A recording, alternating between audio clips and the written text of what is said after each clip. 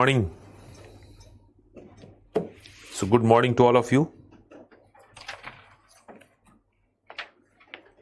और आज हम जीव विज्ञान यानी बायोलॉजी की क्लासेस को ओवर करने वाले हैं।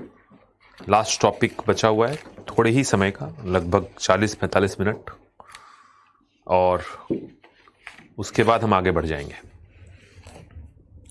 और आगे बढ़ने का मतलब है कि मैं चाहता हूं कि अभी बायोटेक रहने दें और जनरल साइंस की यात्रा को आगे बढ़ाएं, ताकि जब ऑफलाइन क्लासेस शुरू हो जाएं तो आप बायोटेक पढ़ें, क्योंकि बायोटेक और मेंस के जो सिलेबस हैं उसमें बहुत सारे संवाद की आवश्यकता पड़ती है। तो आप ऐसा, अगर आप सब सहमति दें तो ऐसा किया जा सकता है कि बायोलॉजी ख़त्म होने के तुरंत बाद हम फिजिक्स केमिस्ट्री की शुरुआत कर लें, हम फिजिक्स शुरू कर लें और ये चलता रहे।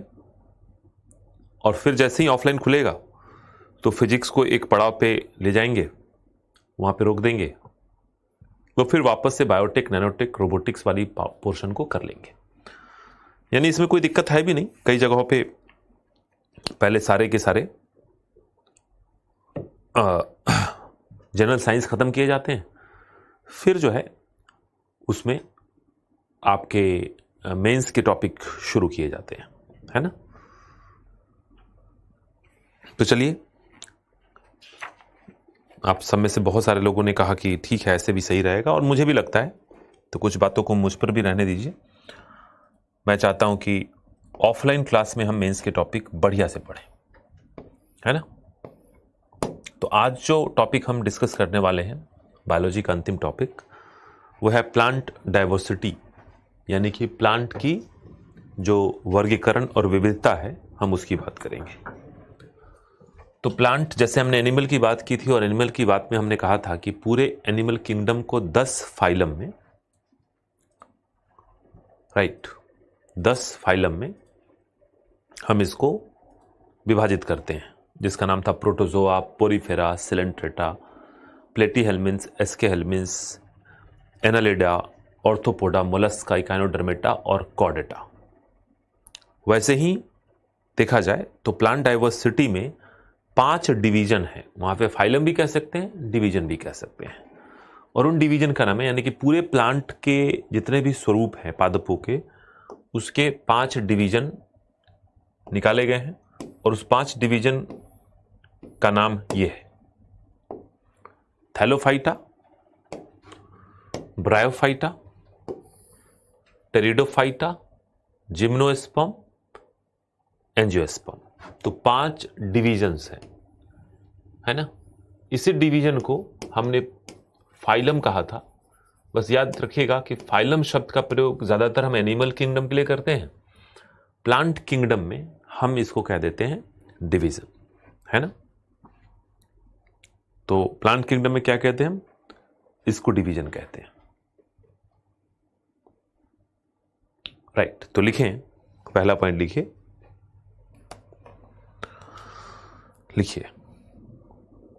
पादप समूह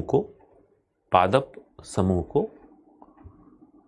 5 डिवीजन में विभाजित किया गया है। 5 डिवीजन में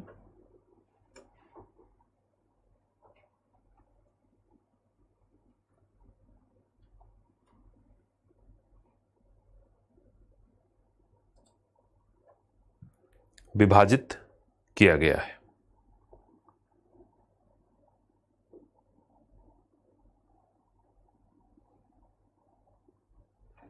पांच डिवीजन में विभाजित किया गया है, और सबके नाम लिख लीजिए पहले तो, ताकि जान पहचान नाम से हो जाए। Thallophyta, bryophyta, pteridophyta, gymnosperm, angiosperm. फिर एक एक करके बात करेंगे।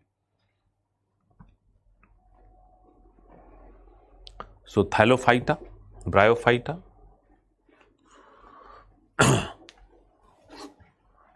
टेरिडोफाइटा, जिम्नोस्पर्म और एंजियोस्पर्म, है ना। हेडिंग है पादप वर्गीकरण, प्लांट डाइवर्सिटी। तो पादप वर्गीकरण हेडिंग है, और उसी में हमने लिखा कि पादप समूह को 5 डिविजन्स में विभाजित किया गया है, डिविजन्स के नाम आपके सामने हैं, आप इसके नाम लिख लेंगे, है ना। Thallophyta, bryophyta, pteridophyta, gymnosperm, angiosperm. आपने पारिस्थितिकी पर्यावरण के संदर्भ में पढ़ ही रखा होगा चीजों को, क्योंकि डाइवर्सिटी का पूरा मामला ही उधर का है। तो डाइवर्सिटी शब्द जैसे आए उसका सीधा लेना देना बायोडाइवर्सिटी से है, और बायोडाइवर्सिटी का सीधा लेना देना पारिस्थितिकी और पर्यावरण तंत्र से है। तो वहां पे आपने इसकी कवरेज देखी होंगी, थोड़ा आप पढ़ेंगे, थोड़ा मैं भी अपने स्तर पे इसलिए बताता हूं कि तसल्ली हो सके मुझे भी कि मैंने अपना काम कर दिया है। तो सबसे पहला जो टॉपिक है हमारा वो है थैलोफाइटा, है ना। तो Thallophyta, the first topic, Thallophyta. अच्छा, इस बात को समझिए कि इनका वर्गीकरण और विभाजन इनकी अपनी संरचना के आधार पर किया गया है।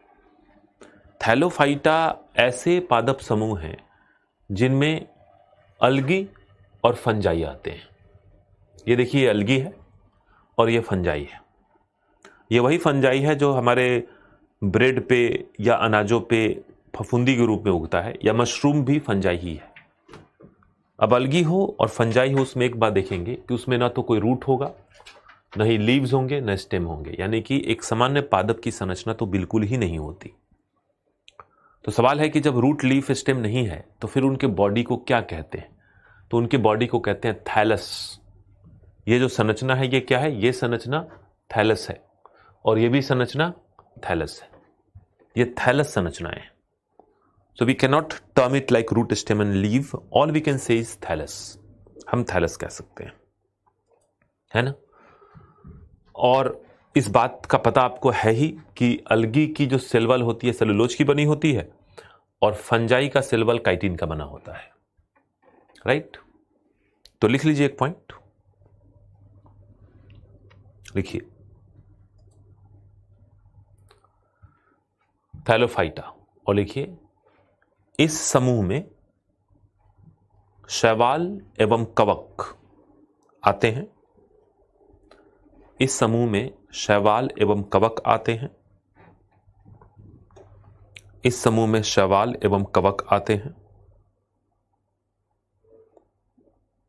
राइट। दूसरा पॉइंट लिखिए,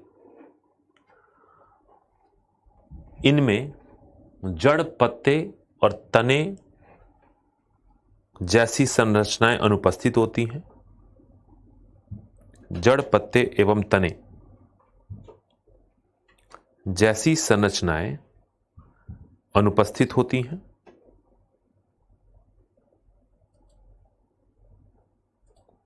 जड़, पत्ते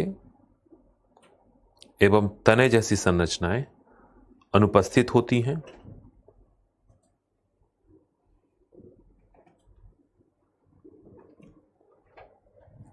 और इनकी संरचना को थैलस कहते हैं। और इनकी संरचना को थैलस कहते हैं। क्या कहेंगे? इनकी संरचना को थैलस कहेंगे। इनकी संरचना को थैलस कहते हैं,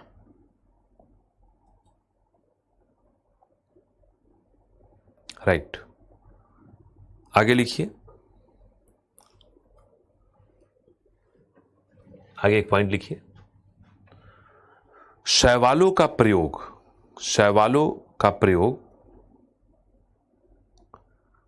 जैव ईंधन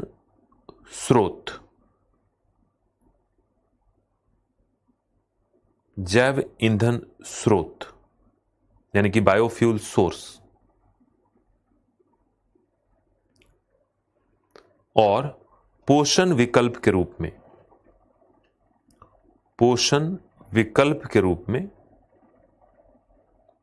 किया जा रहा है।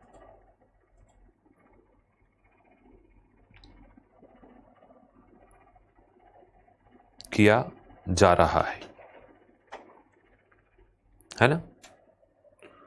पोषण विकल्प के रूप में किया जा रहा है। एक बात यह ध्यान रखिएगा। अब कुछ इंफॉर्मेशन है जिसको लिख लीजिएगा, आप यहां से लिख सकते हैं, मैं बाकी चीजों को लिखवा ही दिया हिंदी में। अब जो बातें लिखनी है आपको, 3-4 तथ्यात्मक बातों को लिख लीजिए। पहला, कि एल्गी का सेल वॉल सेलुलोज का बना होता है ना। तो एल्गी का सेल वॉल सेलुलोज का बना होता है, फंजाई का सेल वॉल काइटिन का बना होता है। और ये भी हम पढ़ चुके हैं, ऐसी बात नहीं कि नहीं पढ़ा, सेल पढ़ते समय पढ़ा है। एल्गी का स्टोर फूड जो होता है स्टार्च होता है, और फंजाई का स्टोर फूड ग्लाइकोजन होता है। तो इस पॉइंट को आप लिख लें, ये 4 पॉइंट लिख लीजिए, अपनी मर्जी से लिखें आराम से।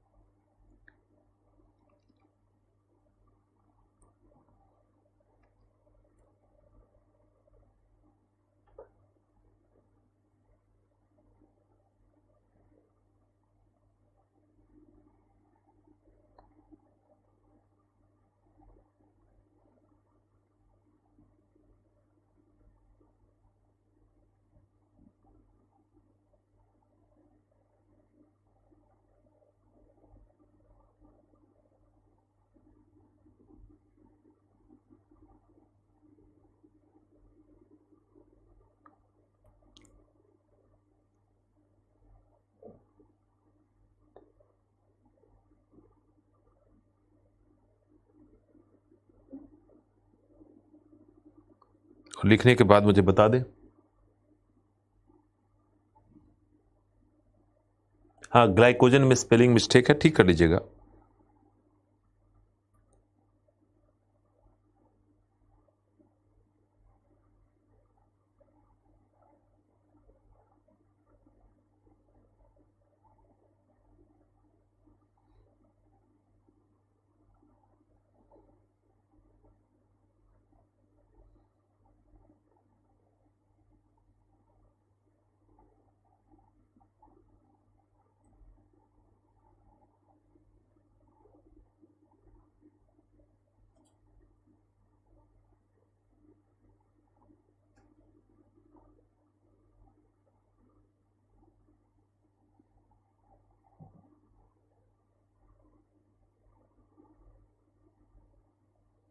चलिए आगे बढ़ते हैं,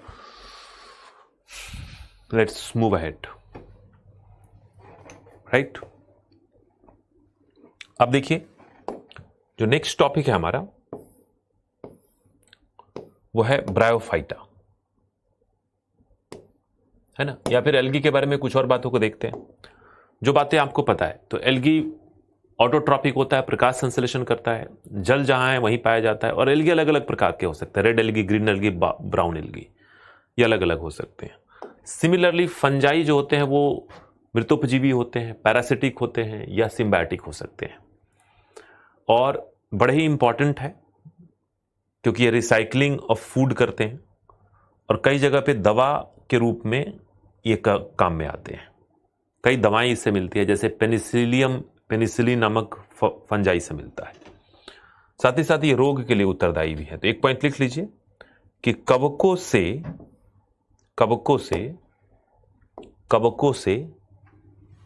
एंटीबायोटिक दवाएं, कवकों से एंटीबायोटिक दवाएं प्राप्त होती हैं तथा कुछ कवक रोग के कारक हैं। कुछ कवक रोग के कारक हैं। तो कुछ कवक ऐसे हैं जो रोग के कारक भी हैं।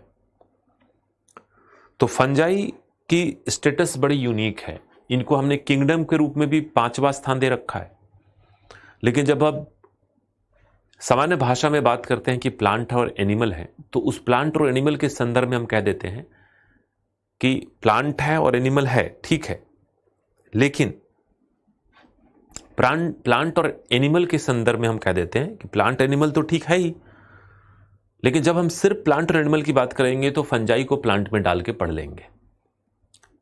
तो फंजाई एक अलग किंगडम की स्टेटस भी रखता है और थैलोफाइटा के अंदर भी एल्गी के साथ ये पाया जा सकता है ना। तो आप लिखें नेक्स्ट ब्रायोफाइटा, नेक्स्ट है ब्रायोफाइटा। ब्रायोफाइटा में एग्जाम्पल के तौर पे सबसे पहले लिखें तो मॉसेस, हॉर्नवोर्ट्स एंड लिवरवोर्ट्स। कितने आपने देख रखे हैं मुझे नहीं पता, बट फिर भी मैं कुछ रिमाइंड कराने की कोशिश करूंगा। तो मॉसेस, हॉर्नवोर्ट्स एंड लिवरवोर्ट्स। मॉस कुछ ऐसा दिखता है, अगर आप कभी पहाड़ी क्षेत्र में जाएं जहां थोड़ी नमी और बारिश ज्यादा होती है ना, तो नमी और बारिश ज्यादा हो, पहाड़ी क्षेत्र हो, तो वहां पे पाएंगे आप कि जमीन पे पत्थर के आसपास या पत्थर पर एक मोटी मखमली हरे रंग की एक परत मिलेगी वनस्पति की, इसी को कहते हैं आप मॉस। अब ध्यान दीजिएगा, इस मॉस में भी जड़ पत्ते तने पूर्ण रूप से विकसित नहीं है ना, और जब भी जड़ पत्ते तने विकसित नहीं होंगे तो जाइलम फ्लोएम भी नहीं होगा। भाई जाहिर सी बात है, जड़ पत्ते तने हो तब तो जाइलम फ्लोएम हो। अब जड़ तने पत्ते का स्ट्रक्चर ही नहीं है तो जाइलम फ्लोएम होने का मतलब ही नहीं बनता। सबसे इंपॉर्टेंट बात क्या है कि ये जो ब्रायोफाइटा है ना, इसको हम कहते हैं कि ये प्लांट किंगडम का उभयचर है। ये उभयचर है, इसलिए उभयचर है क्योंकि ये जमीन पे उग तो सकता है, जीवन जी तो सकता है, लेकिन प्रजनन जब भी करने की आवश्यकता होगी इसको पानी चाहिए। तो जब भी पानी इसके आसपास होगा तब ये प्रजनन करेगा। अगर लगातार ऐसी अवस्था रही जहां पे जल की मात्रा न मिले इसे, तो ये सूख जाएगा, खत्म हो जाएगा, मर भी जाएगा। तो उभयचर इसलिए कहते हैं, मेंढक की तरह। मेंढक जीवन जमीन पे गुजार सकता है लेकिन प्रजनन करने के लिए पानी में जाएगा, राइट। और इसमें जड़ तने पत्ते जैसी कोई संरचना नहीं होती, लेकिन लगभग मिलता जुलता हो सकता है। तो रियल नहीं है ये जड़ पत्ते तने, बल्कि एक तरीके से कह सकते हैं कि उस जैसे दिख सकते हैं। तो लिखिए, इनमें ब्रायोफाइटा में इनमें जड़ पत्ते एवं तनों, जड़ पत्ते एवं तनों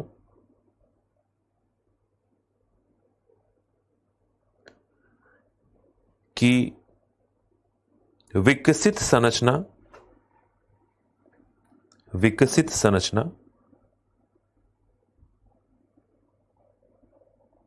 नहीं पाई जाती है, नहीं पाई जाती है।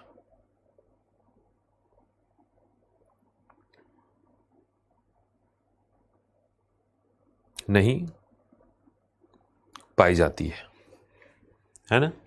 फिर लिखिए दूसरा पॉइंट, इन्हें पादप जगत का उभयचर कहा जाता है। पादप जगत का उभयचर कहा जाता है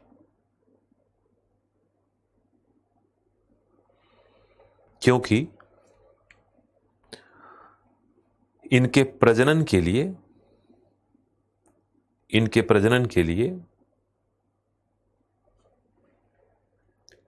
जल की आवश्यकता होती है। इनके प्रजनन के लिए जल की आवश्यकता होती है। तो जहां पानी की उपलब्धता थोड़ी बनी रहे, कोई एक वेटलैंड का एरिया हो, या फिर जहां बारिश होती हो और नमी की मात्रा ठीक ठाक रहती हो, साल में कुछ हिस्से ऐसे होते हो जो नमी और जल के रूप में वहां होते ही हो, वहीं ग्रो करेंगे। फिर लिखिए, इनका उपयोग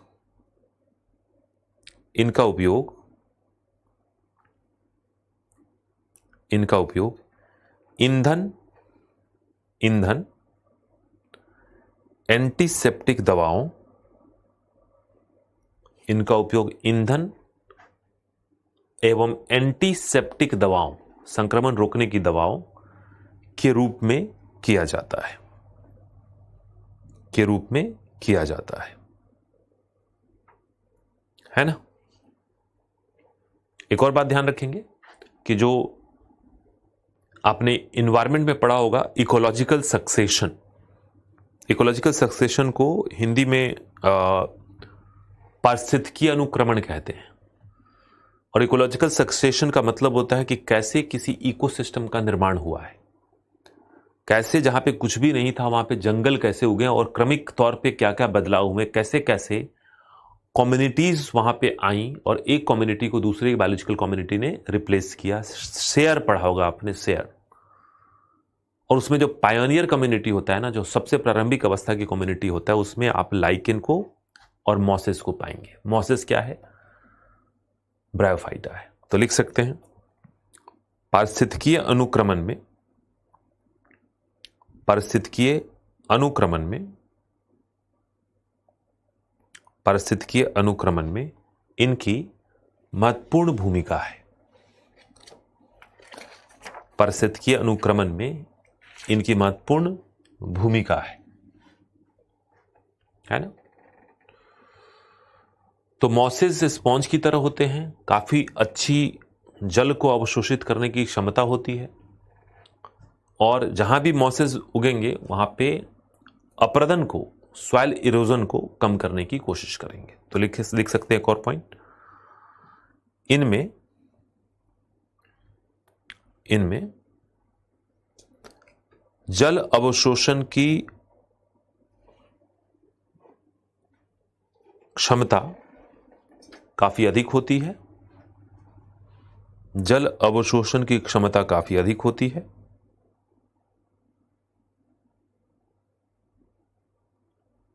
जल अवशोषण की क्षमता काफी अधिक होती है और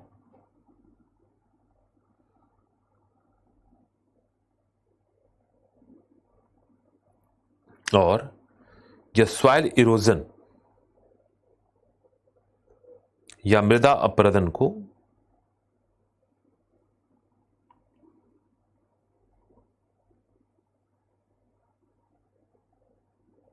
सॉइल इरोजन या मृदा अपरदन को रोकने में सक्षम होते हैं, रोकने में सक्षम होते हैं।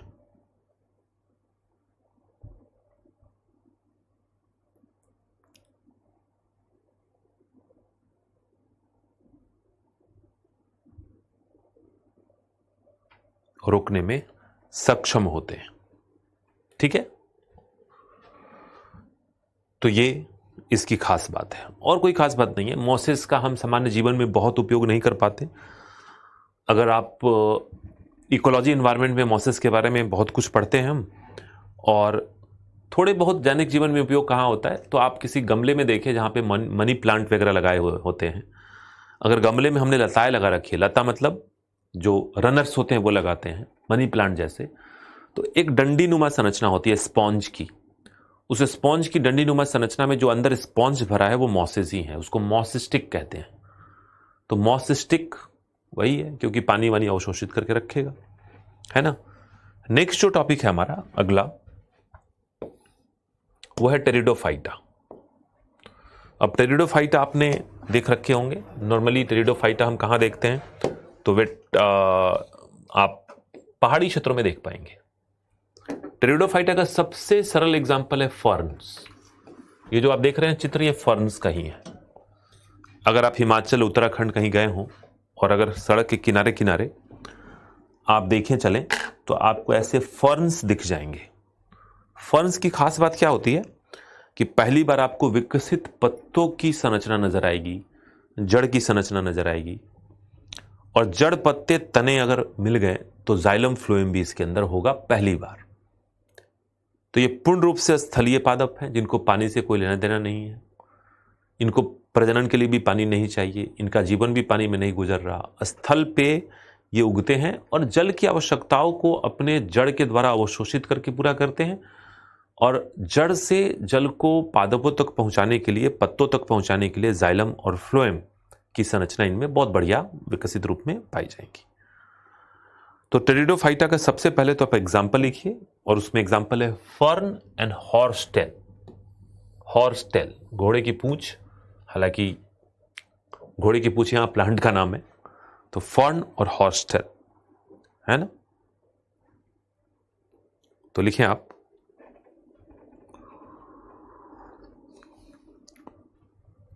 पहला सफल स्थलीय पादप, पहला सफल स्थलीय पादप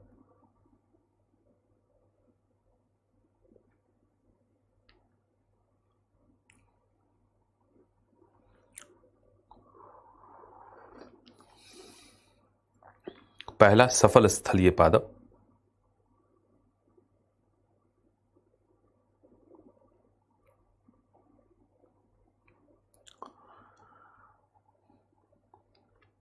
और फिर लिखें इनमें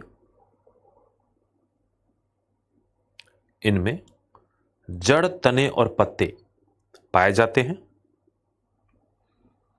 जड़, तने और पत्ते पाए जाते हैं,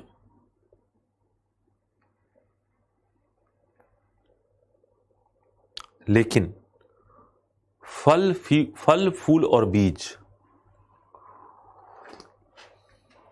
लेकिन फल, फूल और बीज अनुपस्थित होते हैं।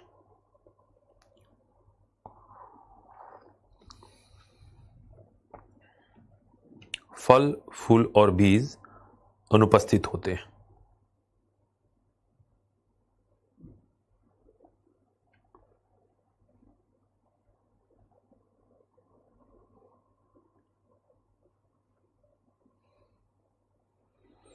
फल, फूल और बीज अनुपस्थित होते हैं, है ना। तो देख रहे हैं आप, इसमें कहीं फल, फूल और बीज नहीं होंगे। ये अपना रिप्रोडक्शन स्पोर के द्वारा करते हैं, बीजाणु के द्वारा करते हैं। फिर लिखिए, इनमें जाइलम और फ्लोएम,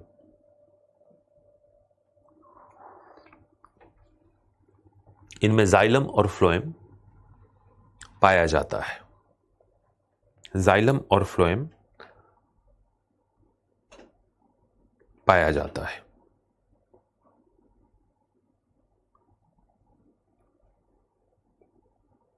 राइट। फिर लिखिए, जाइलम और फ्लोएम पाया जाता है। एक और पॉइंट लिखिए, इनका प्रयोग सामान्यतः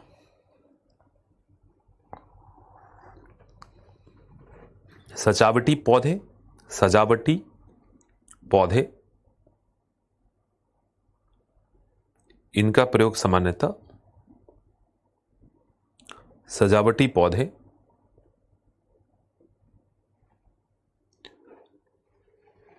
जानवरों के चारे और दवाओं के रूप में किया जाता है। दवाओं के रूप में किया जाता है। तो बड़ी क्लियर कट बात ध्यान रखिएगा आप इसमें। रूट, स्टेम, लीव होंगे तो इसलिए जाइलम फ्लोएम भी होगा। फल, फूल, बीज नहीं होंगे। सजावटी प्लांट के रूप में इस्तेमाल लोग अपने बागों में कर लेते हैं। अदरवाइज अगर आप पहाड़ों में ऐसी जगह पे चले जाएं तो चारे के रूप में खा लेते हैं जानवर। और कुछ लोग जो वहां रहते हैं उनको इनके मेडिकल यूजेस भी पता होते हैं, है ना। तो फॉरेंस जो है ये यही है। अगली बार जब आप पहाड़ों पे घूमने जाएं तो इस बात का खासा ध्यान रखें। अगला जो है चौथा, वो है जिम्नोस्पर्म। अब जिम्नोस्पर्म जो है वो ठीक ठाक विकसित प्लांट है। ये भी आपको ऊंची जगहों पे, हायर एल्टीट्यूड पे मिलेगा। क्रिसमस ट्री देखे हैं आपने, कॉनिफर्स जिसको कहते हैं, तो कॉनिफर्स इसी श्रेणी में आ जाते हैं। तो कॉनिफर्स इसी श्रेणी में आते हैं, और कॉनिफर्स कोन शेप होते हैं क्रिसमस ट्री की तरह। या फिर ऐसे पौधे जैसे कि यहां दिख रहे हैं जिनकी पत्तियां सुई की तरह हो, वो भी इसी श्रेणी में आते हैं। इसके अंदर बढ़िया विकसित पत्ते, तने और जड़ होंगी, बड़ी लंबाई लंबाई वाले पौधे होंगे, पेड़ होंगे। जाइलम और फ्लोएम तो बड़ा विकसित होगा, राइट। लेकिन इसकी बड़ी खास बात है कि जड़, तने, पत्ते हैं, बीज भी होगा लेकिन फल नहीं होगा। अमूमन हम सबकी जो अपनी एक समझ होती है कि बीज जो होते हैं फलों के अंदर होते हैं, लेकिन इन प्लांट्स में बीज फलों के अंदर नहीं होते, बीज नग्न अवस्था में होते हैं, फल का आवरण उनके ऊपर नहीं होता। इसलिए इनको हम कहते हैं जिम्नोस्पर्म। जिम्नो का मतलब नग्न, अनस्पर्म का मतलब बीज, नग्न बीजी भी कहते हैं, नग्न बीजी, है ना। तो लिखें,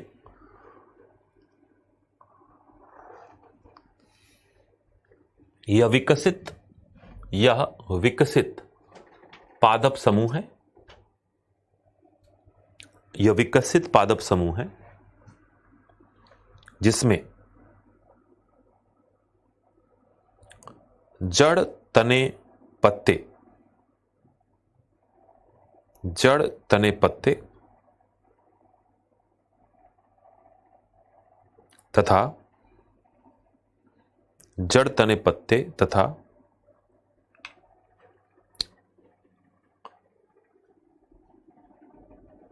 जाइलम फ्लोएम पाए जाते हैं।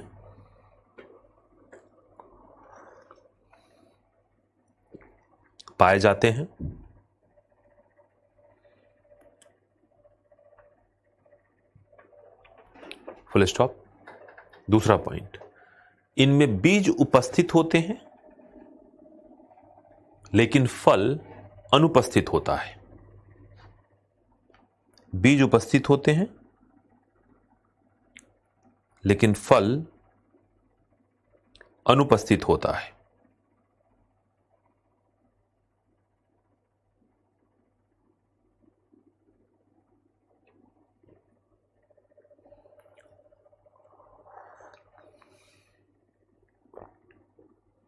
फल अनुपस्थित होता है।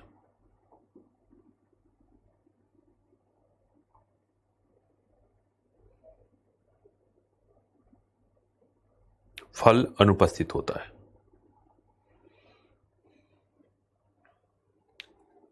राइट। अर्थात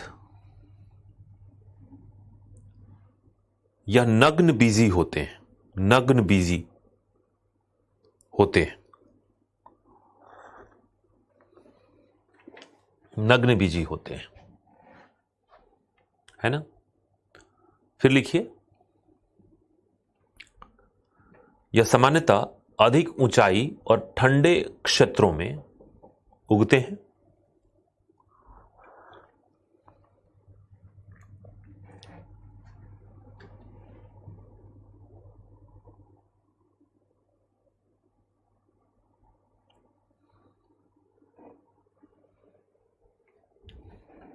यह सामान्यतः अधिक ऊंचाई और ठंडे क्षेत्र में होते हैं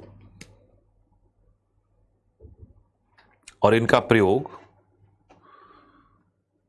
भोजन, लकड़ी, दवा आदि संदर्भों में किया जाता है। भोजन, लकड़ी, दवा आदि संदर्भों में किया जाता है। एग्जाम्पल लिख लीजिए, साइकस, पाइनस, सेडरस। पाइनस को हम चीड़ कहते हैं ना, पाइन ट्री। तो साइकस, पाइनस, देवदार, देवदार इज सेडरस, है ना।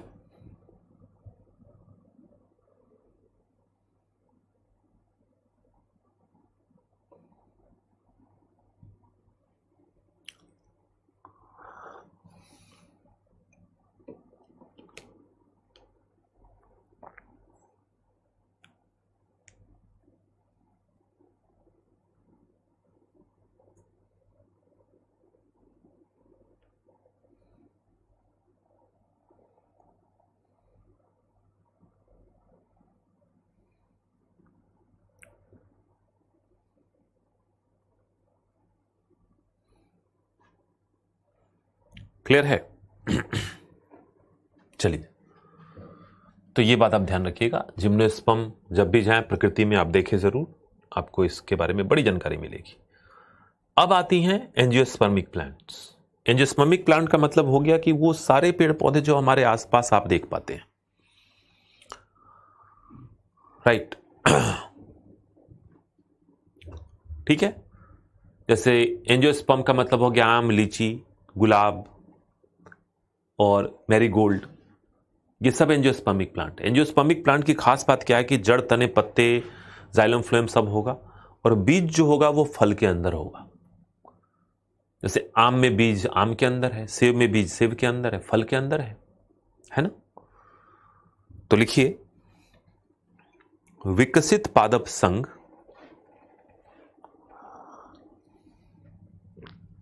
विकसित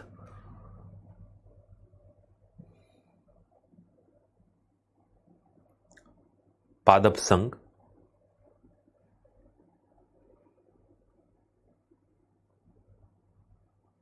जिसमें बीज फलों के अंदर पाए जाते हैं, जिसमें बीज फलों के अंदर पाए जाते हैं, है ना। जैसे कुछ लोग पूछ रहे हैं फ्रूट के अंदर सीड पाए जाते हैं, जब फ्रूट ही नहीं होगा तो सीड कैसे होगा। तो ये आपकी एक सोच है ना, क्योंकि हमने सामान्य जीवन में यही देखा कि बीज हमेशा फलों के अंदर होते हैं, तो आपने इस बात को नहीं देखा कि कई बीज ऐसे हैं जिनके ऊपर फल का आवरण नहीं है। यही तो मैं बता रहा हूं। तो जितने भी चीड़, देवदार के जो पेड़ पौधे हैं उनके अंदर बीज है, फल नहीं है। इसको एक्सेप्ट करने में क्या हर्ज है। आखिर में फल क्या है, बॉटनी के हिसाब से फल क्या है, तो पका हुआ अंडाशय, राइपन ओवरी इज फ्रूट। तो बट ओवरी का आवरण नहीं है, यह बात माननी है आपको, इसलिए उसका नाम जिम्नोस्पर्म है, नग्न बीजी है। और एग्जाम्पल के साथ बता रहा हूं। तो यही तो बात है कि हम अपने जीवन में नए चीजों के प्रति अगर ग्राह्य रहें, रिसेप्टिव रहें, तो सीख पाएंगे। नहीं तो हमारे जीवन में पुरानी रूढ़ियां तो भरी पड़ी हैं जो हमें नए चीजों को सीखने से रोकती हैं। तो be open for new information.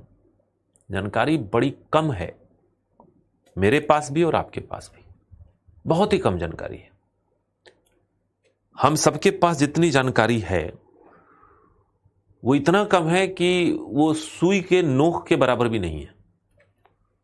तो पहली बात कि किसी व्यक्ति को अपनी जानकारी का कोई घमंड तो होना ही नहीं चाहिए, जो नहीं है, हम में भी नहीं है, आप में भी नहीं है। लेकिन एक बात और है कि नई जानकारियों के प्रति हमेशा अपने विचार खुले रखने चाहिए, है ना। ठीक है, तो ये ध्यान रखिएगा। तो मैंने क्या बोला कि विकसित पादप संघ है। जब भी मैं कहूं विकसित पादप संघ तो इसका मतलब ये हो जाता है कि जड़, तने, पत्ते, जाइलम, फ्लोएम सब है, और उसके साथ जो है बीज फलों के अंदर पाए जाते हैं। तो बीज फलों के अंदर पाए जाते हैं, है ना। फिर एक और पॉइंट लिखिए, यह मानव और जानवरों के लिए भोजन उपलब्ध कराने के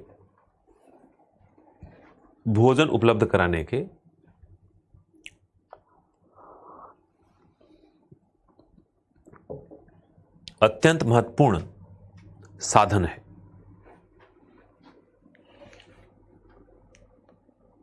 अत्यंत महत्वपूर्ण साधन है।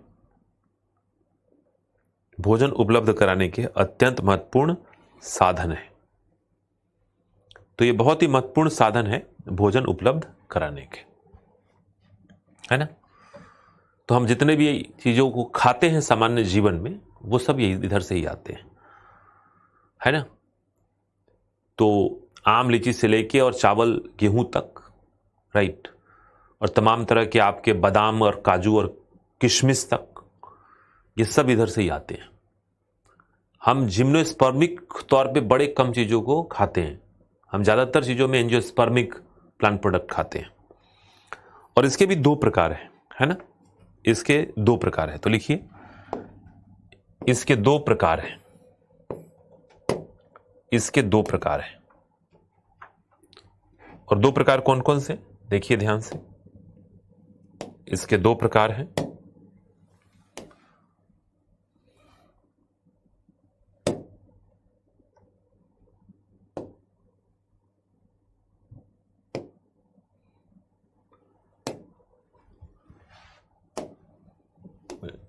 मैं लिखता हूं यहां पे,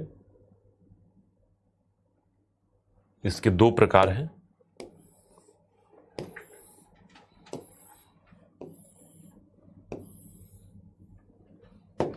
और दोनों के हिंदी नाम भी लिखूंगा ताकि आप बात समझ पाए।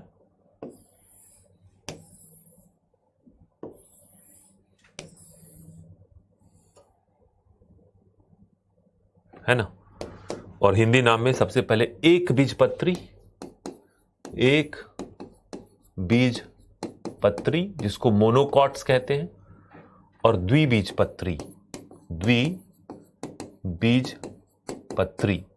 डाइकॉट कहते हैं जिसको, डाइकॉट। तो इसके दो प्रकार हैं, एक बीजपत्री और द्विबीजपत्री। अब बीजपत्र क्या होते हैं, ये बड़ा आसान है समझना।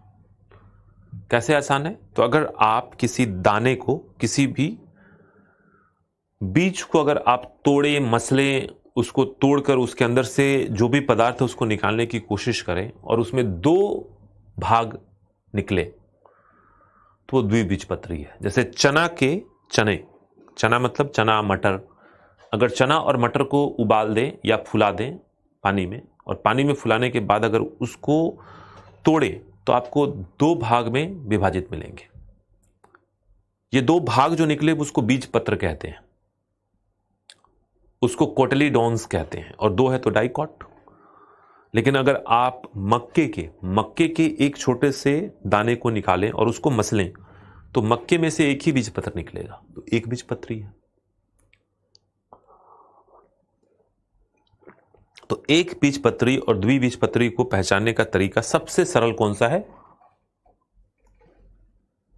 कि आप क्या करें कि बीज को तोड़कर देख लें। जैसे आम का बीज तो इतना बड़ा होता है, गुठली कहते हैं, वो बीज ही तो है।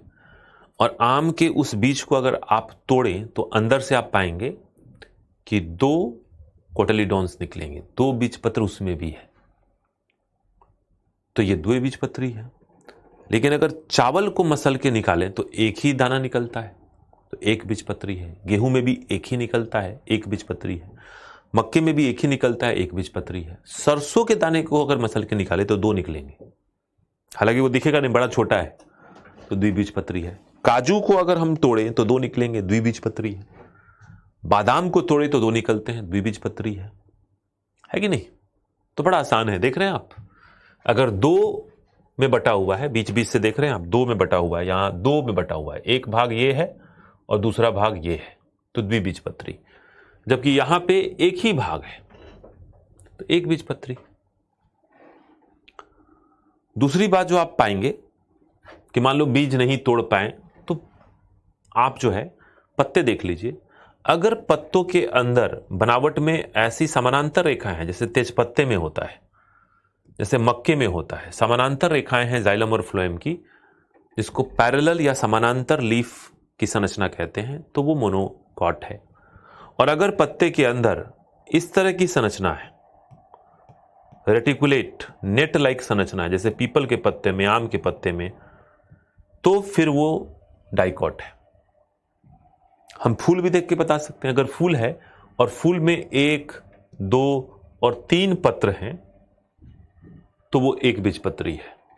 और अगर पांच है, एक, दो, तीन, चार, पांच, तीन से ज्यादा हैं तो वो द्विबीजपत्री है। बड़ा ही कॉमन सा मामला है ना? तो लिख सकते हैं, लिखिए, मोनोकॉट एक बीजपत्री, द्विबीजपत्री डाइकॉट। और पहला पॉइंट लिखिए, इनके बीजों में एक बीजपत्र पाया जाता है। इनके बीजों में एक बीजपत्र पाया जाता है। इनके बीजों में एक बीजपत्र पाया जाता है।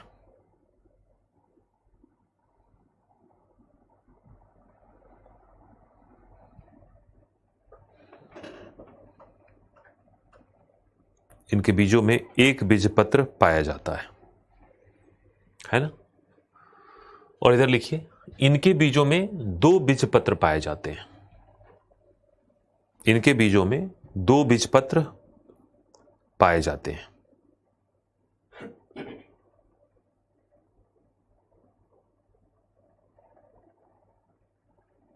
दो बीजपत्र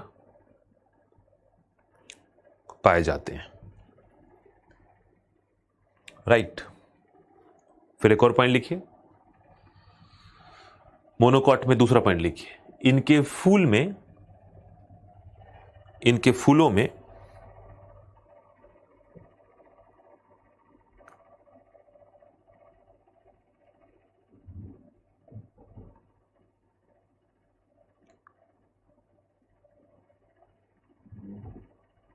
इनके फूलों में तीन भाग होते हैं। इनके फूलों में तीन भाग होते हैं। और इधर लिखिए, इनके फूलों में 4 या 5 भाग होते हैं।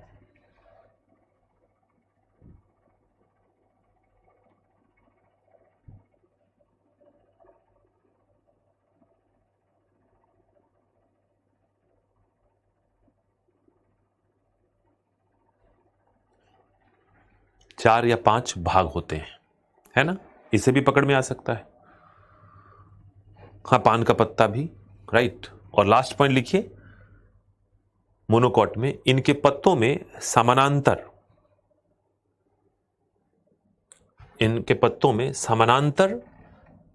संरचनाएं होती हैं और इनके पत्तों में जालीनुमा संरचनाएं होती हैं। जालीनुमा संरचनाएं होती हैं।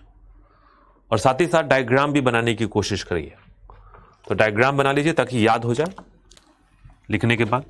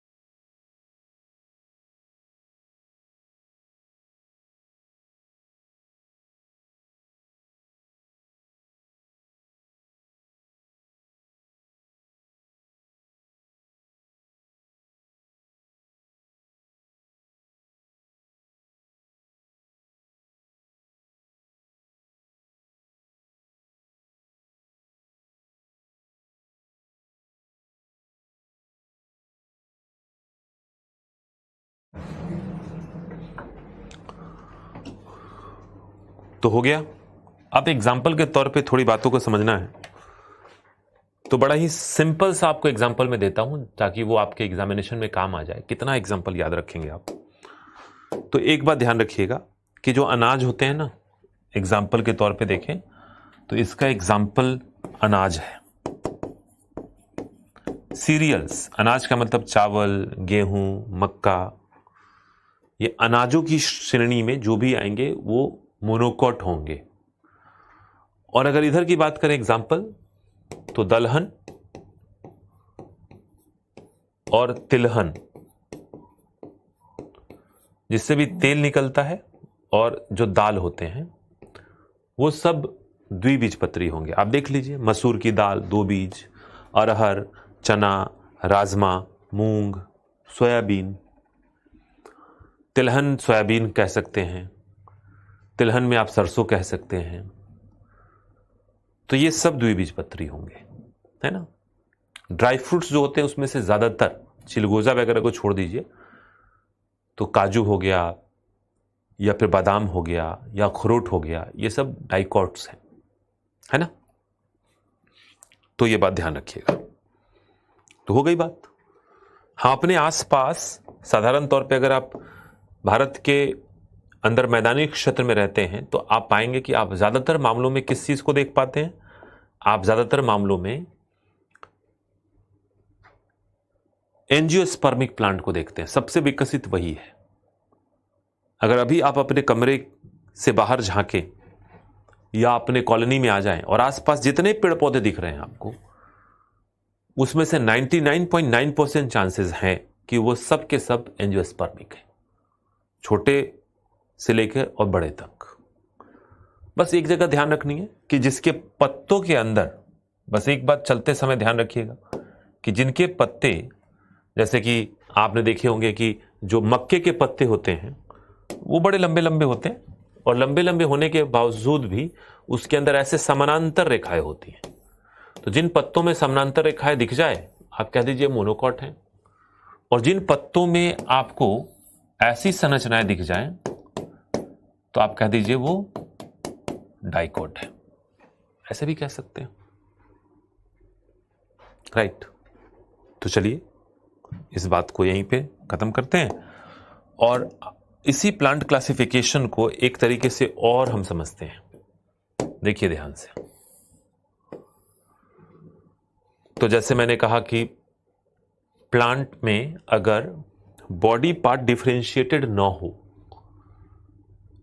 Do not have differentiated body part, तो थैलोफाइटा।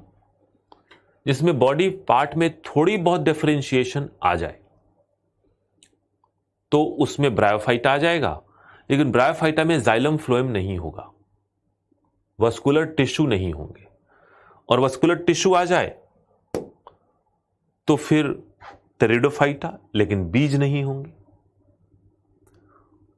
और अगर बीज आ जाए तो अगर नेकेड बीज वाला होगा तो जिम्नोस्पर्म, और बीज के साथ फल भी होंगे तो एंजियोस्पर्म। जिसमें एक बीज पत्र होंगे मोनोकॉट और द्विबीज पत्र होंगे तो डाइकोट। मैं हिंदी में लिख देता हूं ताकि आप लिख पाए।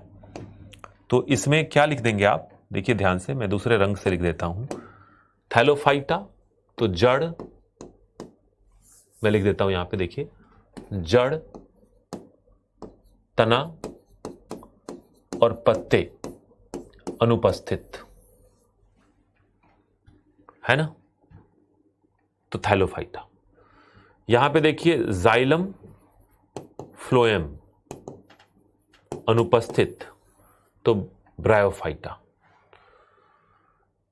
यहां पे देखिए सीड यानी बीज अनुपस्थित, बीज अनुपस्थित काट दिया तो टेरिडोफाइटा। यहां पे फल अनुपस्थित,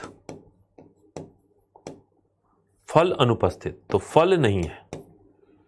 और यहां पे सब कुछ है तो सब कुछ है, और इसमें मोनोकॉट और डाइकोट, तो इसको भी लगे हाथ फटाफट बना लीजिए।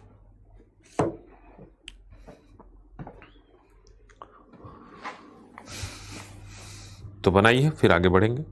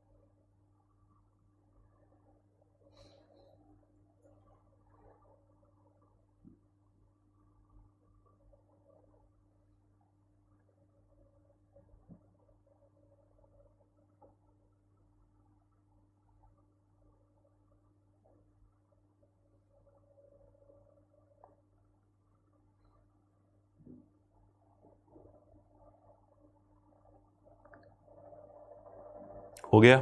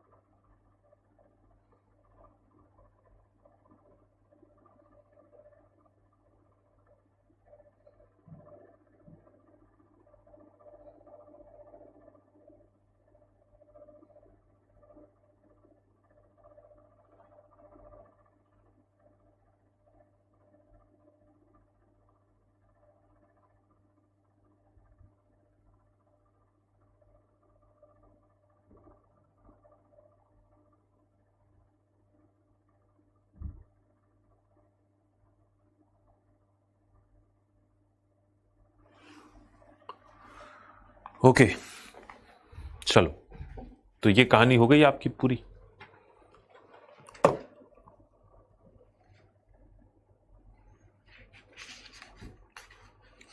अब आगे बढ़ते हैं। तो बायोलॉजी की कहानी हमारी पूरी है, और जैसा कि हम सब ने आपस में एक सहमति बनाई कि हम अभी जो है फ़िलहाल अगर क्लासेस खुल जाती तब तो हम सीधा ही चलते बायोटेक पे, क्योंकि बायोलॉजी पढ़ने के बाद बायोटेक पढ़ना आसान हो जाता है। बट कोई बात नहीं, मैं अभी भी चाहता हूं कि आप सबको ठीक ठाक तरीके से कॉन्सेप्ट्स मिले, तो थोड़े से अपनी कक्षा व्यवस्था में परिवर्तन कर रहे हैं। पढ़ाऊंगा मैं ही, टॉपिक मैं ही ख़त्म करूंगा, इसमें कोई दो राय नहीं है, है ना।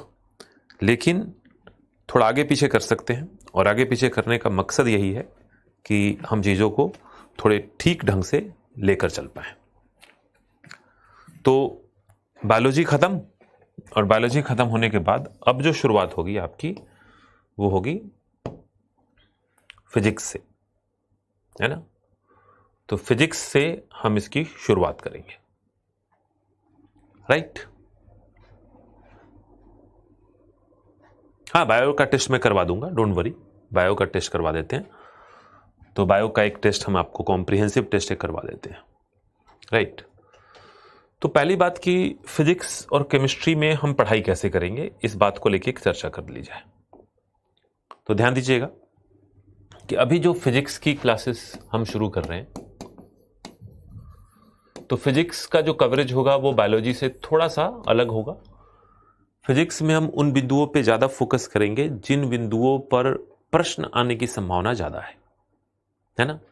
जैसे कि हम फिजिक्स में बात करेंगे सबसे पहले तरंग पर, वेव पर, और वेव में भी हम दो स्तर पे बात ज़्यादा करेंगे। एक तो लाइट पढ़ेंगे और दूसरा साउंड पढ़ेंगे।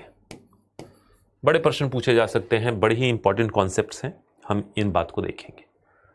और जब हम लाइट और साउंड पढ़ रहे होंगे तरंगों के रूप में, तरंग की भौतिकी जब पढ़ेंगे, तो इसी दौरान दो टेक्नोलॉजी भी आएगी, तकनीक भी आएगा। एक होगा लेजर, एक होगा मेसर।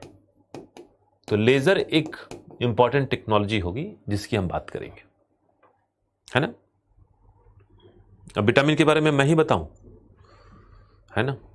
तो विटामिन के बारे में मैं बताऊंगा तो बाकी चीजें कौन बताएगा।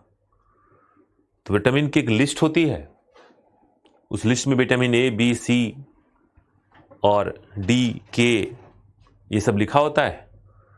फिर वो विटामिन के स्रोत क्या है, उस विटामिन से कौन सा रोग होता है, ये बात पता होता है ना। खैर, जब एक बार हम वेब पढ़ लेंगे तो फिर दूसरे पहलू पे जाएंगे जिसका नाम होगा इलेक्ट्रिक करंट। इलेक्ट्रिक करंट, विद्युत धारा, है ना। तो इलेक्ट्रिक करंट की बात होगी और इलेक्ट्रिक करंट पढ़ने के दौरान हम फिर टेक्नोलॉजी पे आएंगे और यहां पे पढ़ेंगे सेमीकंडक्टर और सुपर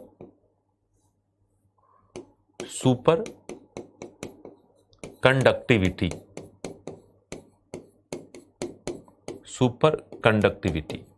देखिए ध्यान से, जो मैं कैपिटल में लिख रहा हूं वो टेक्नोलॉजी है, तो आपके मेंस के भी कुछ हिस्से इसके साथ साथ कवर होते रहेंगे। बड़ा अच्छा ये मौका रहेगा जब हम इसको पढ़ लेंगे। एक बार जब इलेक्ट्रिक करंट पढ़ लेंगे तब तीसरा टॉपिक शुरू करेंगे और थर्ड टॉपिक होगा हीट, उष्मा, हीट।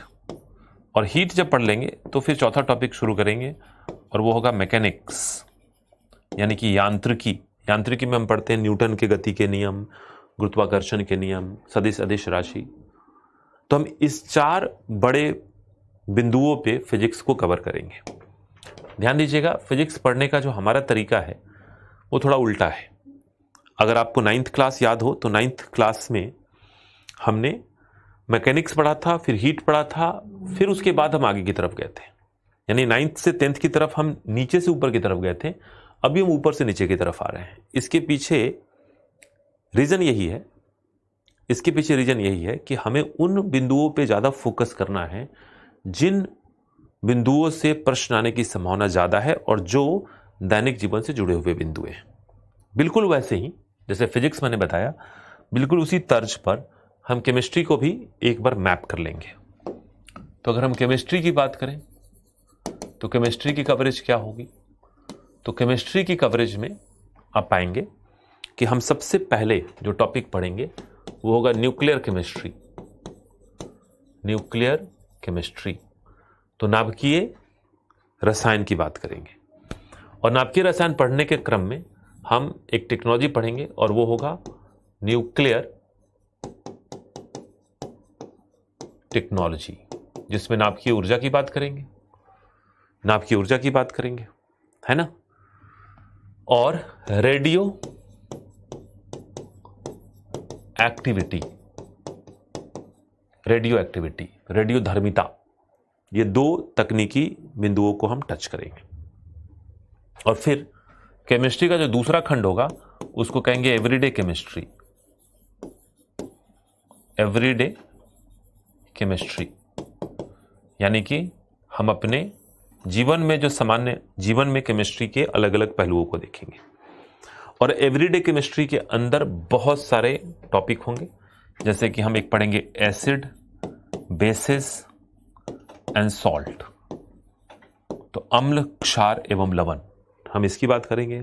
पढ़ने का मकसद ये होगा कि बहुत सारे सामान्य रसायन से हमारी जान पहचान फिर हो जाएगी। फिर पढ़ेंगे हम फूड केमिस्ट्री का मतलब कि हम खान पान के अंदर के रसायन शास्त्र को समझने की कोशिश करेंगे कि खाने में कौन से रसायन हम डालते हैं ताकि स्वाद बदल जाए, मधुरता बढ़ जाए, उसकी शेल्फ लाइफ बढ़ जाए, परिरक्षक क्या होते हैं, कितने खतरे हैं उनसे, ये सब हम जानने की कोशिश करेंगे। और फिर तीसरा पॉइंट पढ़ेंगे हम फ्यूल केमिस्ट्री, ईंधनों का रसायन, कि ईंधन के रूप में हम किस केमिकल का इस्तेमाल करते हैं, सीएनजी क्या है, पीएनजी क्या है, एलपीजी क्या है, हम इस बात को देखेंगे। तो ये आपकी केमिस्ट्री की कवरेज हो जाएगी।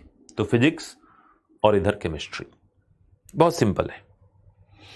अब आइए हम बढ़ते हैं आगे।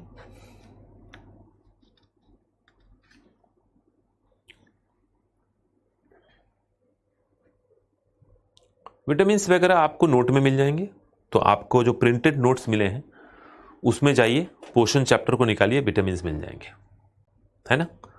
फिजिक्स केमिस्ट्री को दूसरे कॉपी में लिखने की कोई आवश्यकता नहीं है, इसी में लिखिए ना, क्या दिक्कत है, प्रॉब्लम क्या है। बायोलॉजी खत्म, फिजिक्स शुरू, ऐसा क्या है।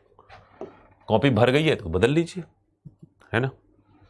तो आइए शुरुआत करते हैं। और सबसे पहला जो टॉपिक है हमारा, फर्स्ट टॉपिक है वेव, यानी तरंग। अब हम सब जानते हैं एक पॉइंट, तरंग के बारे में एक बात सबको पता है कि तरंग के द्वारा ऊर्जा एक से दूसरे स्थान तक पहुंच पाती है। तरंग का मतलब ही होता है कि ऊर्जा का एक बिंदु से दूसरे बिंदु तक स्थानांतरण। और आपने जब ज्योग्राफी पढ़ी होगी तो भूकंप की तरंगों को बारे में, सिस्मिक वेव के बारे में पढ़ाई होगा। और तरंग चाहे जो भी हो वो एनर्जी लेके जाता है। और तरंग जब भी होता है उस समय कणों में कंपन होता है, कंपन को हम तरंग कह सकते हैं। अगर कंपन हो, दोलन हो, पदार्थ के कणों में कंपन हो, पदार्थ के कणों में दोलन हो, तो तरंग है। जैसे मैं बोलता हूं तो मेरे बोलने से वायु के कणों में कंपन होती है, और वायु के कणों के कंपन के रूप में मेरी ध्वनि तरंगे मेरे मुंह से लेके आपके कान तक पहुंच पाती है। और आप सब जानते हैं कि ध्वनि जो है ऊर्जा का एक स्वरूप है, तो एनर्जी ट्रांसफर हो रहा है। सूर्य से प्रकाश की किरणें जब हम तक पहुंचती हैं तो प्रकाश भी एक तरंग के रूप में पहुंचती है। और हम सब जानते हैं फिजिक्स के अंदर कि प्रकाश जो है वो एक बहुत छोटे कण से मिलकर बना है जिसका नाम है फोटॉन्स। फोटॉन्स। और फोटोन कंपित होता हुआ, दोलित होता हुआ सूर्य से हम तक पहुंचता है, तो तरंग भी है और ऊर्जा का स्थानांतरण भी है। तरंग जब भी पैदा होगी कंपन का मामला होगा ही, है कि नहीं। जैसे सिंपल सी तरंग जो आप पैदा कर सकते हैं वो है ध्वनि। जैसे आप जिस टेबल पे बैठ के इस क्लास को देख रहे हैं, या जिस बिस्तर पे लेट के इस क्लास को देख रहे हैं कंबल ओढ़ के, है ना। आप अपना हाथ कंबल से बाहर निकालिए और फिर टेबल पे या बिस्तर पे एक जोर से ऐसे प्रहार कीजिए। जब प्रहार करेंगे तो एक आवाज पैदा होगी, और वो आवाज इसलिए पैदा हुई क्योंकि आपने अपने हाथों के प्रहार से उस टेबल पे या उस बिस्तर पे कंपन पैदा किया, और उस कंपन से ध्वनि पैदा हुई। तो आपके मांसपेशी की ऊर्जा तरंग पैदा की, और तरंग ऊर्जा का एक स्वरूप है, और वो ऊर्जा आपको ध्वनि के रूप में सुनाई भी दे रहा है, आपके कानों तक पहुंच भी रहा है। तो नॉर्मली हम सब इस एक्सपेरिमेंट को बचपन से करते आ रहे हैं। ट्यूनिक फॉक होता है, एक चिमटे नुमा संरचना होती है जिसको ऐसे मार के हम तरंग पैदा करते हैं। और तरंग जब पैदा करते हैं तो उसको सुनाई भी देता है, और उस कंपन को आप महसूस भी कर सकते हैं, है ना। तो लिखिए, किसी पदार्थ के कणों में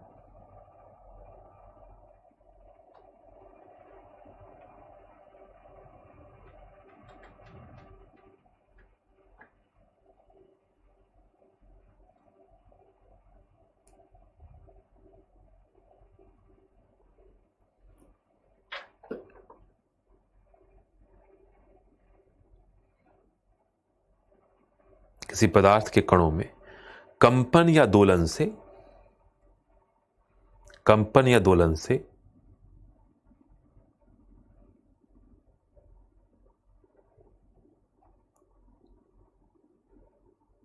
तरंगे पैदा होती हैं।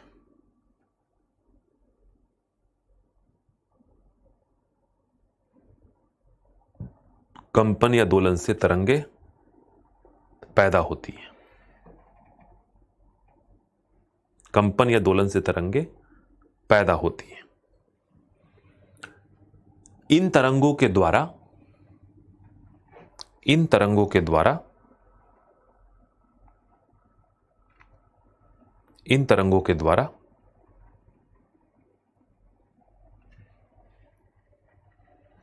ऊर्जा एक से दूसरे बिंदु तक एक से दूसरे बिंदु तक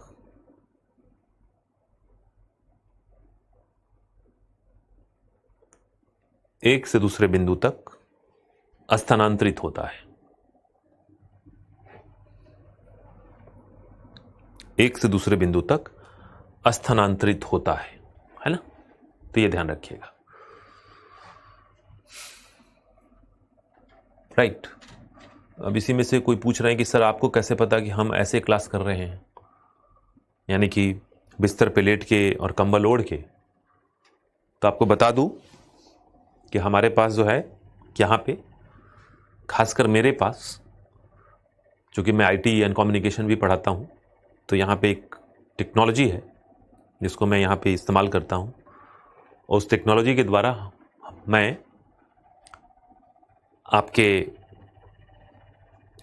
टैब के, मोबाइल के या लैपटॉप के कैमरे के थ्रू आपको देख सकता हूँ, है ना?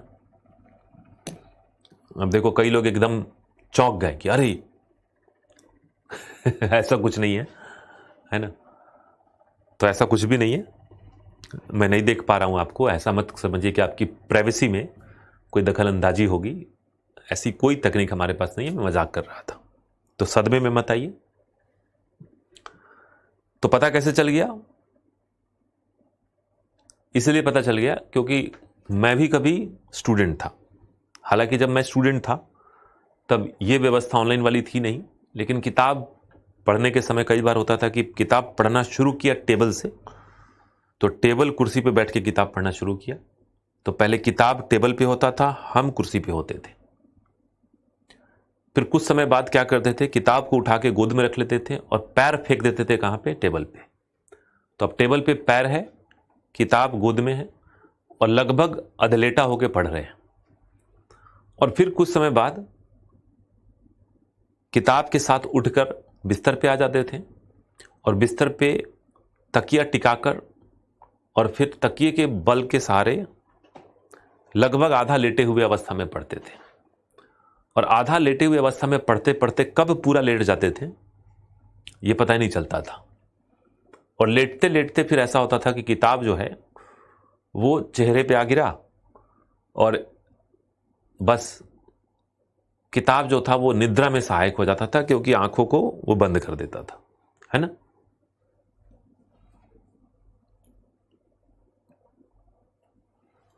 इसलिए मैं इस बात को समझ सकता हूं। आप, हाँ, बिल्कुल अनुमान है। तो तरंग के बारे में एक बात जान ली। एक और पॉइंट लिखिए कि तरंग दो प्रकार के होते हैं। तरंग के प्रकार, तरंग के प्रकार। और तरंग के प्रकार कैसे हैं? तो दो प्रकार। सामान्य तौर पे तरंगों के दो प्रकार हैं। राइट। एक प्रकार है जिसको कहते हैं यांत्रिक तरंग। यांत्रिक तरंग, मैकेनिकल वेव। यांत्रिक तरंग या मैकेनिकल वेव। और दूसरा तरंग है हमारा जिसको कहते हैं आप विद्युत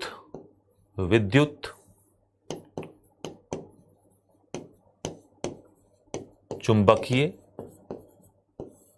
तरंग, electro magnetic wave. Electro magnetic wave, विद्युत चुंबकीय तरंग।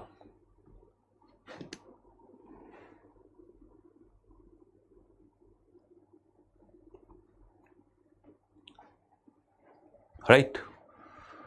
तो ये दो प्रकार के तरंगे हैं। अब देखिए, यांत्रिक तरंग का मतलब क्या होता है, इस बात को समझते हैं। यांत्रिक तरंगे वो हैं जो किसी माध्यम में उपस्थित कणों के कंपन से पैदा होती है। यांत्रिक तरंगों के लिए माध्यम बहुत जरूरी है।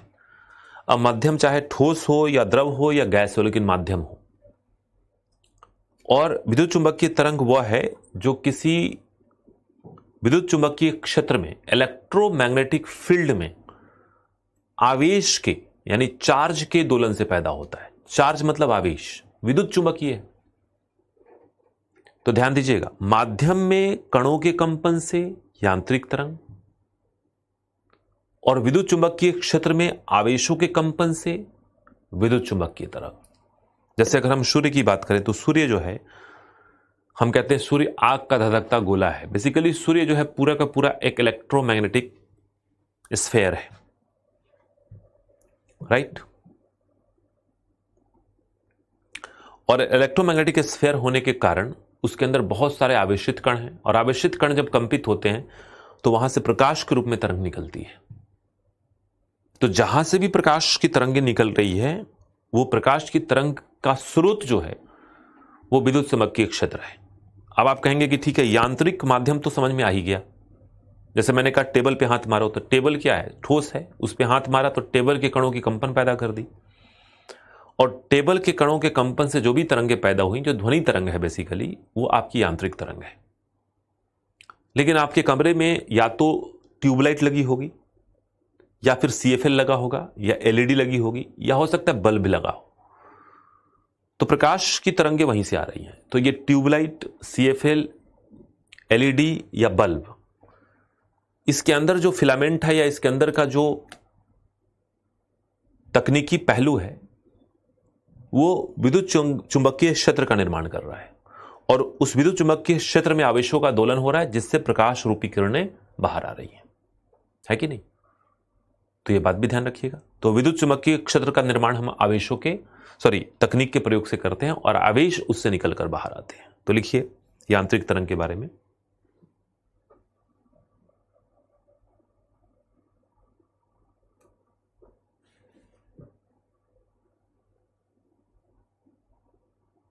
लिखिए यांत्रिक तरंग के बारे में लिखिए। यह माध्यम के कणों में, यह माध्यम के कणों में कंपन से पैदा होती है।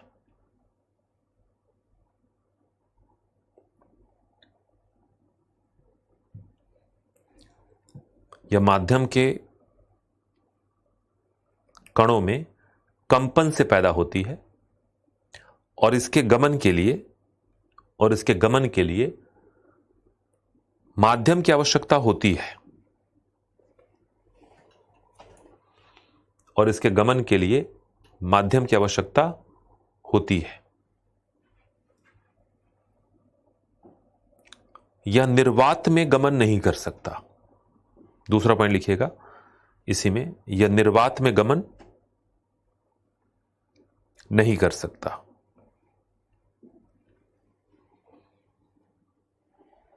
और तीसरा पॉइंट लिखिएगा, इसकी गति, इन तरंगों की गति, इन तरंगों की गति माध्यम की प्रकृति, माध्यम की प्रकृति पर निर्भर होती है।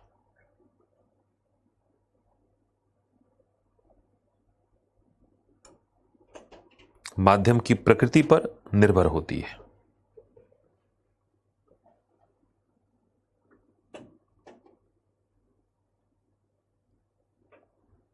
माध्यम की प्रकृति पर निर्भर होती है।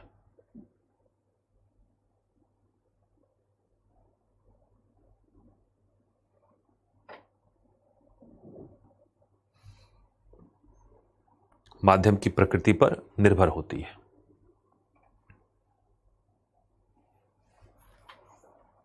ठीक है, तो 2-3 पॉइंट मैंने बोली, इस बात को समझिएगा।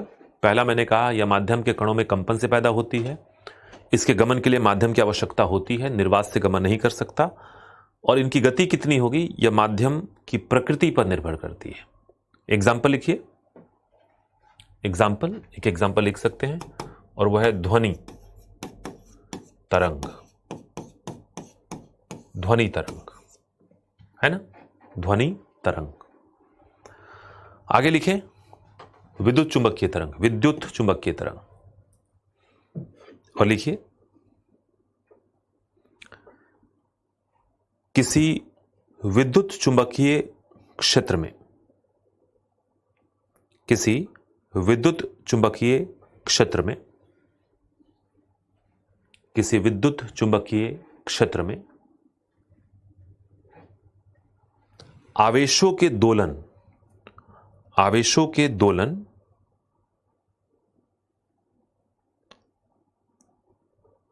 या कंपन से, आवेशों के दोलन या कंपन से जो तरंगे पैदा होती हैं,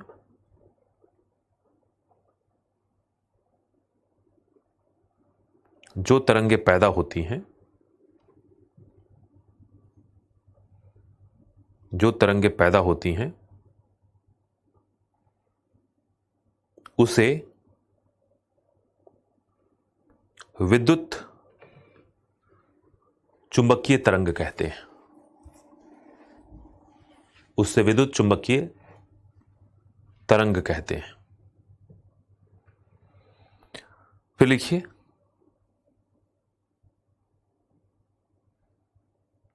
इनके गमन के लिए, इनके गमन के लिए माध्यम की आवश्यकता नहीं होती है।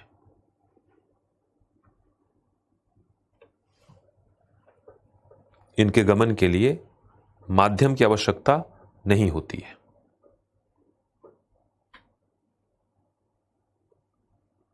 इनके गमन के लिए माध्यम की आवश्यकता नहीं होती है। ये निर्वात में भी गमन कर सकते हैं, ये निर्वात में भी गमन कर सकते हैं।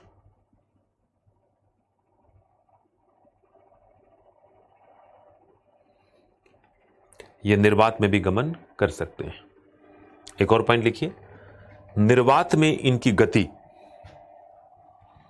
निर्वात में इनकी गति 3 × 10⁸ मीटर पर सेकेंड, निर्वात में इनकी गति 3 × 10⁸ मीटर पर सेकेंड होती है। 3 × 10⁸ मीटर पर सेकेंड होती है, जिसे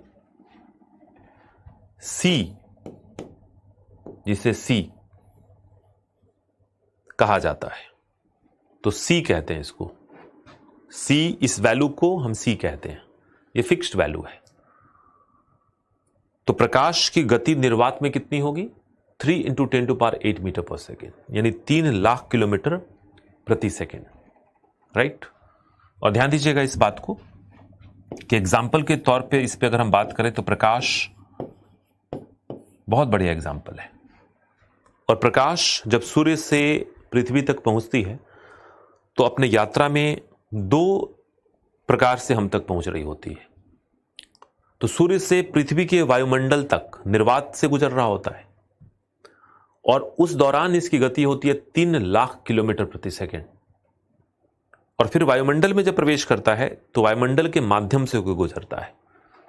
वायुमंडल के माध्यम में आने के बाद इसकी गति थोड़ी सी कम हो जाती है, तब यह हो जाता है 2.99 × 10⁸ मीटर पर सेकेंड। यानी कि अगर मैं सामान्य शब्दों में कहूं तो जो सूर्य की रोशनी पृथ्वी तक पहुंचने के क्रम में जब अंतरिक्ष के निर्वात से होकर गुजरती है तो उस समय इसकी गति की वैल्यू होती है 3 लाख किलोमीटर प्रति सेकेंड। एक सेकेंड में 3 लाख किलोमीटर ये ट्रेवल करता है। और जब वायुमंडल में आता है तो थोड़ी सी गति में कमी आती है। वायुमंडल के गैसों के माध्यम से गुजरने के क्रम में इसकी गति हो जाती है 2,99,000 किलोमीटर प्रति सेकेंड। इस बात को भी आप जानते हैं और समझते हैं कि आइंस्टाइन के समकक्ष और क्वांटम फिजिक्स के अंदर काम करने वाले वैज्ञानिकों ने इसके बारे में हमसे बात की और कहा कि पूरे यूनिवर्स में किसी भी वस्तु की गति, किसी भी चीज की गति, किसी भी तरंग की गति 3 लाख किलोमीटर प्रति सेकेंड से ज्यादा हो ही नहीं सकती। यानी nothing can travel faster than light और इलेक्ट्रोमैग्नेटिक वेव। इस यूनिवर्स में कोई भी चीज इलेक्ट्रोमैग्नेटिक वेव या विद्युत चुंबकीय तरंगों से ज्यादा तीव्र गति से नहीं चल सकती। इसी को कहा गया यूनिवर्सल स्पीड लिमिट, यानी कि इसी को कहा गया कि जो एक यूनिवर्सल स्पीड लिमिट है हमारी, वो 3 लाख किलोमीटर प्रति सेकेंड की है। इससे तीव्र गति से कुछ नहीं हो सकता। Nothing can travel faster than light, है ना। बहुत अच्छे से समझिएगा इसको। तो बताइए कि किसी चीज को बहुत तीव्र गति से चलाई जाए तो अधिकतम कितनी स्पीड आप दे सकते हैं? तो 3 लाख किलोमीटर प्रति सेकेंड, है ना। अब सवाल यह है कि इलेक्ट्रोमैग्नेटिक वेव क्या है। तो देखिए ध्यान से, आप कुछ मत लिखिए, आप इस चित्र को देखिए। हम इलेक्ट्रोमैग्नेटिक वेव को पहले समझेंगे। ये पूरे इलेक्ट्रोमैग्नेटिक वेव है जिसमें रेडियो वेव आ रहा है, माइक्रोवेव आ रहा है, इंफ्रारेड आ रहा है, सामान्य प्रकाश विजिबल लाइट जिसको हम अपनी आंखों से देख सकते हैं वो भी आ रहा है, अल्ट्रा वायलेट आ रहा है, एक्सरे आ रहा है और गामा रेडिएशन आ रहा है। तो अगर हम एक सामान्य तौर पे बात करें और बात करने के क्रम में अगर हम ये कहें कि भाई चलो ईएम वेव पहले पढ़ लेते हैं, तो चलिए ईएम वेव ही पढ़ेंगे और हम इलेक्ट्रो मैग्नेटिक वेव को पहले पढ़ेंगे, जिसको हम शॉर्ट फॉर्म में कहते हैं ईएम वेव। ईएम वेव, है ना, ईएम वेव। और फिर ईएम वेव में देखेंगे आप कि यहां पे अगर हम शुरू से पढ़ना शुरू करें तो सबसे पहले हम स्थान देंगे रेडियो वेव को, फिर हम स्थान देंगे माइक्रोवेव को, फिर हम स्थान देंगे इंफ्रारेड को, फिर हम स्थान देंगे विब्जियोर को। विब्जियोर मतलब, इसको अलग से मैं मार्क कर रहा हूं,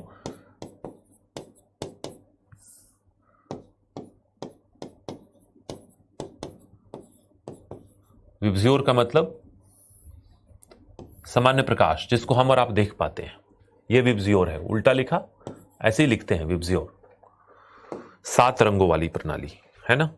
विब्जियोर के बाद जो है वह अल्ट्रा वायलेट, इसके बाद है एक्सरे और इसके बाद होगा हमारा गामा रे। तो ये पूरी अरेंजमेंट जो आपके सामने मैंने रखी, ये पूरी अरेंजमेंट जो रखी आपके सामने, यह है ईएम वेव की arrangement. That is your EM wave.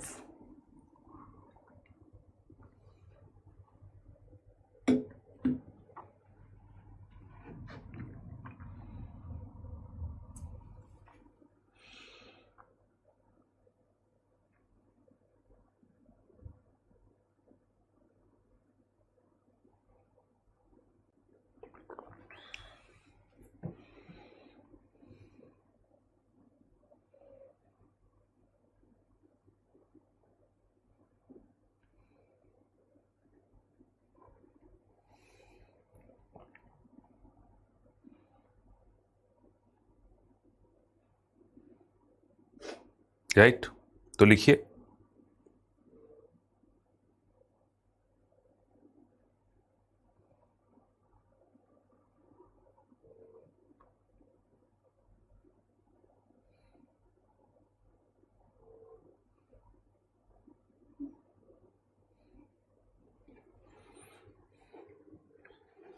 तो ये जो सारा देख रहे हैं ना आप, इसमें से कई से जान पहचान आपकी होगी और कईयों से हो सकता है ना हो।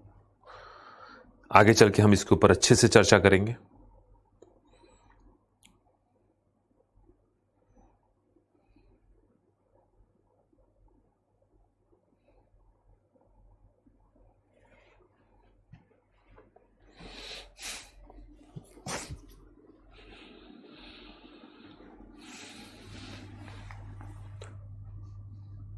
तो रेडियो वेव, माइक्रोवेव, इंफ्रारेड, फिर वो जो विब्जियोर है वो सामान्य प्रकाश है जिसको हम अपनी आंखों से देख पाते हैं, जिसमें violet, indigo, blue, green, yellow, orange and red.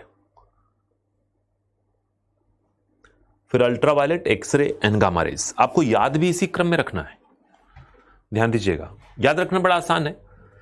विब्जियोर उल्टा लिखो और आर के पहले इंफ्रारेड, रेड के पहले इंफ्रारेड और वायलेट के बाद अल्ट्रावायलेट, फिर उसके बाद एक्सरे और गामा रेड। इधर इंफ्रारेड के पहले माइक्रो और माइक्रो के पहले रेडियो। बहुत सिंपल है, कई लोगों ने कहा वीडियो रुक रही है, क्लास 2 मिनट पहले आगे पीछे हो रही है। हाँ जी, क्या दोबारा समझना है? मैंने कहा कि इलेक्ट्रोमैग्नेटिक वेव कितने प्रकार के होंगे, तो सारे एग्जाम्पल मैंने लिख दिए। रेडियो वेव, जिससे रेडियो संचालन होती है हमारी। माइक्रोवेव, जिससे मोबाइल फोन के संकेत आपको मिलते हैं, वाईफाई यूज करते हैं आप। इंफ्रारेड, जिसके आधार पर आप अपने बॉडी का तापमान कोरोना महामारी के दौर में आप माप रहे थे। सामान्य प्रकाश, जिसके कारण हम देख पाते हैं, देख पाते हैं, चीजों को पहचान पाते हैं।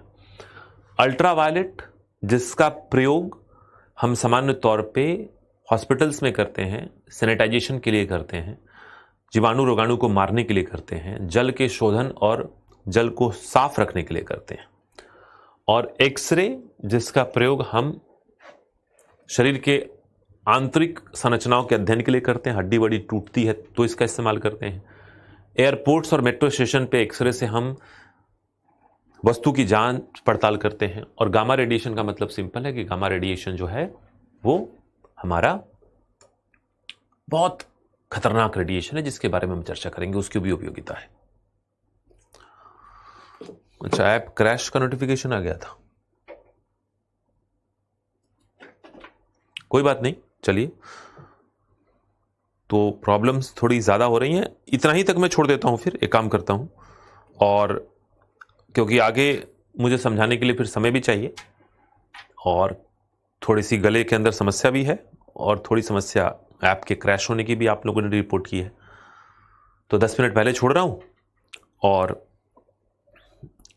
कल मिलते हैं, और कल मिलेंगे तो यहीं से, इसी पॉइंट से, इसी बोर्ड से कहानी शुरू करेंगे। फिलहाल आपकी बायोलॉजी खत्म हो गई। बायोलॉजी में टेस्ट मैं करवा देता हूं एक दिन, जिस दिन टेस्ट होगा उस दिन क्लास हम ना रखेंगे, टेस्ट रख लेंगे। लेकिन फिलहाल कल जब हम मिलेंगे तो फिर हम इसी फिजिक्स को आगे की तरफ लेके चलेंगे। लोड मत लीजिएगा बिल्कुल, क्योंकि हम जानबूझ के जनरल साइंस इसलिए पढ़ रहे हैं ताकि ऑनलाइन माध्यम के थ्रू भी कोई टेंशन ना हो। हम मेन टॉपिक को बचा के रख रहे हैं ऑफलाइन के लिए, और वहां पे हम इसकी चर्चाओं को बेहतर तरीके से कर पाएंगे। तो चलिए, कल मिलते हैं। कोई भी चीज छूट गई होगी तो ऐप पे आपका क्लास होगा, दोबारा जरूर देख लीजिएगा। कल देखकर समझकर हम मिलेंगे, फिर आगे की बात करेंगे।